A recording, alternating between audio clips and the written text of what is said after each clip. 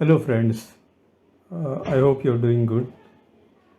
So today's topic is how to decide your next move in chess. Okay, this is one of the skills that everyone want to develop because it's very difficult to decide what to move next, and we don't know whether it is a good move or a bad move, and how it is to decide whether this move will help us in the game. So there is a very simple process that I follow, and I'm going to teach you that. Okay, so there are different kind of analysis. Some player see things in the way of positional play. They play positionally, and they want to see positions they acquire after they perform the moment.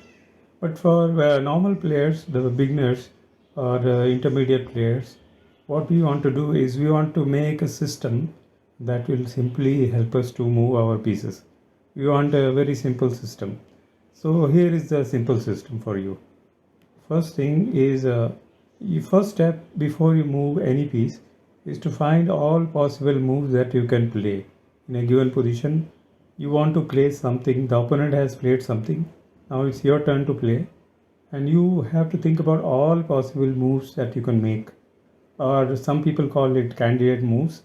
So you have to decide what are the moves that you're going to play, and so it basically beginners and some intermediate players, upcoming players, will try to use the intuition, and they think that okay, if I play this move, that's going to help me win this game, or maybe it's better to capture something what they see, and they will kill everything that they see on the board, thinking that it is an attacking chess.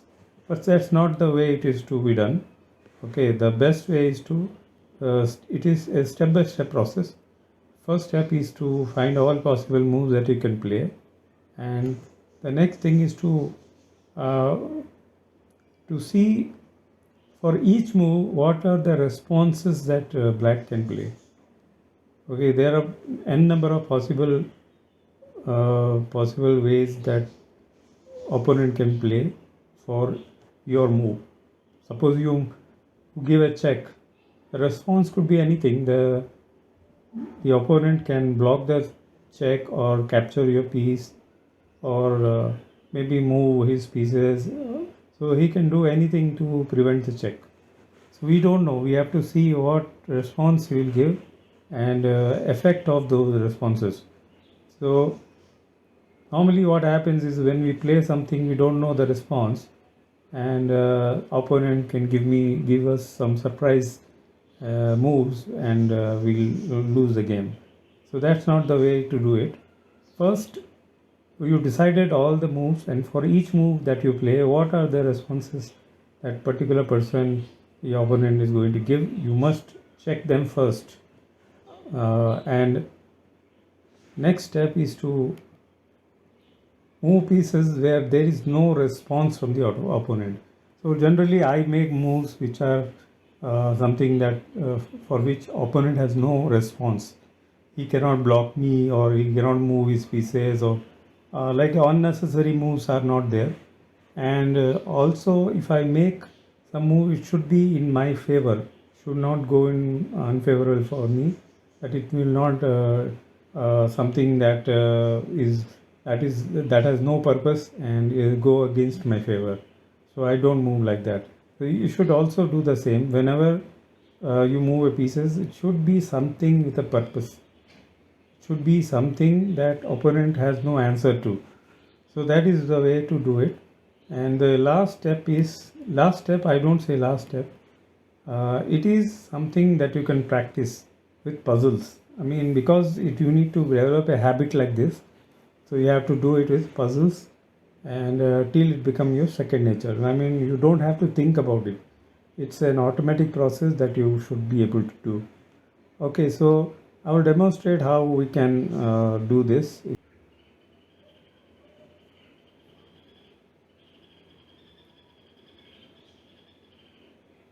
So I am on the Leech's website, and here you can I will show you what I talked about, you can use the method that I told you to evaluate a situation and play your moves. For example, this puzzle asks for to find the best move for white, and to find the best move for white, we have to evaluate the situation, find all the moves that black or white can play.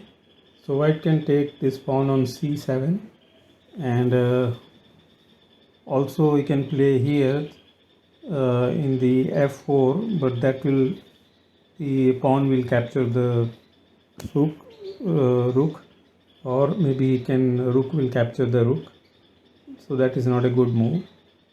We can take this pawn g to h5, g into h5, and launch a discover attack on the queen. So queen takes that pawn and escape, so that is also one move.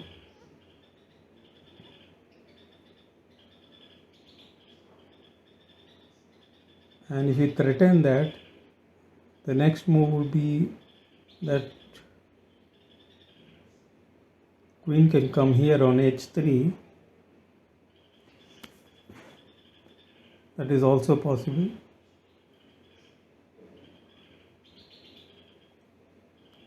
He can play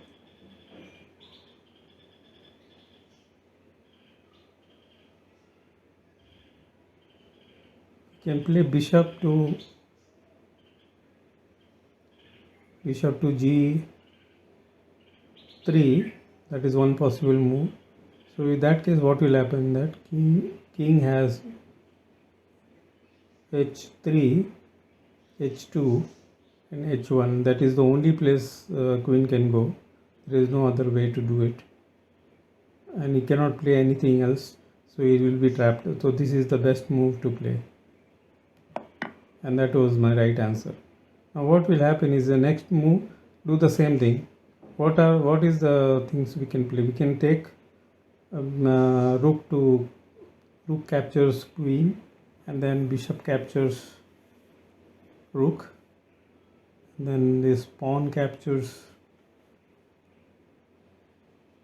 will not capture. So the next move is to rook captures queen, and our puzzle is over.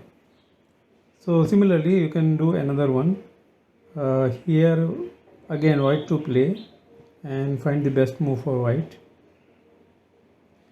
So let's see what we have here. We can push the pawn, but rook takes the pawn. We can do this check, but queen will capture the knight, or you will capture with bishop.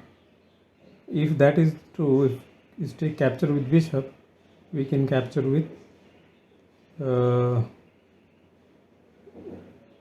next move will be we capture with the rook. That is move.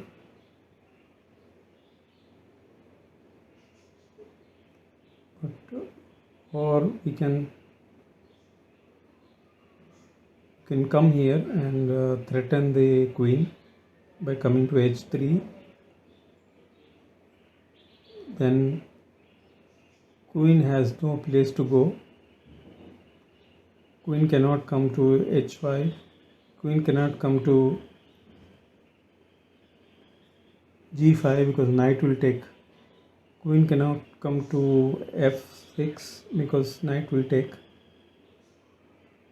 Queen cannot come here also, the f4, because there also he will die. Queen cannot come to g3 because here also there is a threat from knight. So our best move is to bring rook to h3. That is the right move.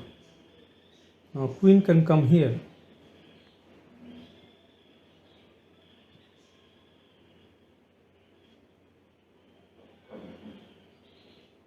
So if we bring our rook here, then queen will be trapped completely, because now queen has no place to go.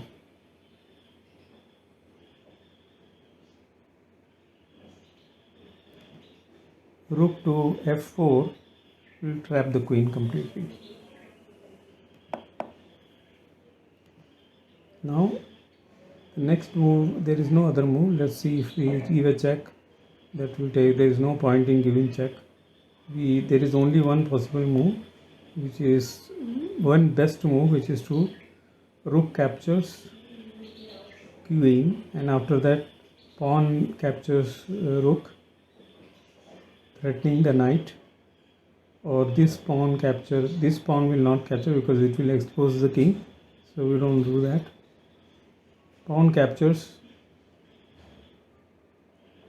so that's fine because we are getting a queen, so rook captures queen and puzzle is over. So this is the system you can follow. It's very easy system. Step 1, find all the moves, and step 2 is to, for each move, see the opponent's responses, and step 3 is move the piece for which there is no response for our opponent, or moves that are in your favor that will better your position or maybe help you win the game. Okay, thank you very much. I hope you like this video. Please like, share and subscribe to my channel. Thank you very much.